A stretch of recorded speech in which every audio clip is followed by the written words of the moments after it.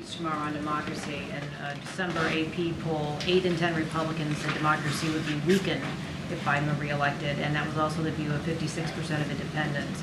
So is the president's speech tomorrow aimed at trying to convince Republicans and independents otherwise, or is it more aimed at sort of rallying Democrats about how important an issue this is? So I appreciate the question. Tomorrow's a political campaign event, speech, so I'm not going to get into the reasoning behind what the president is there for, right, specifically on a campaign basis. I'm not going to get into his remarks or his speech.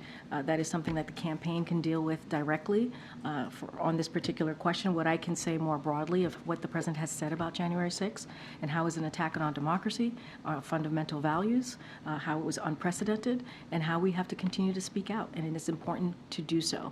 I can't speak to your specific question about outreach or the campaign, anything related to the 2024. Go ahead, Karen. Thanks. Some hospitals in at least 8 states have brought back some form of masking now due to rising cases of respiratory viruses, including flu and COVID. Does the White House think more hospitals across the country should be considering that right now? The masking piece, that is, and we've always been very consistent on this. That is something that is localized or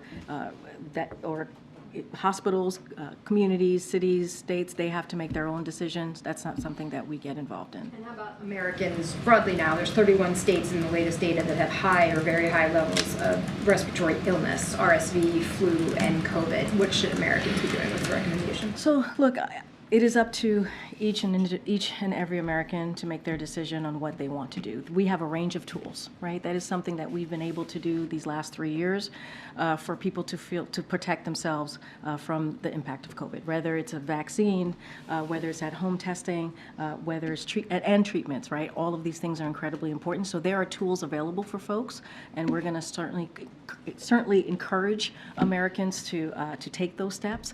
We're not going to. It is up to them. It is up to them as it relates to masking what individual Americans want to do. That is not something that we're going to regulate.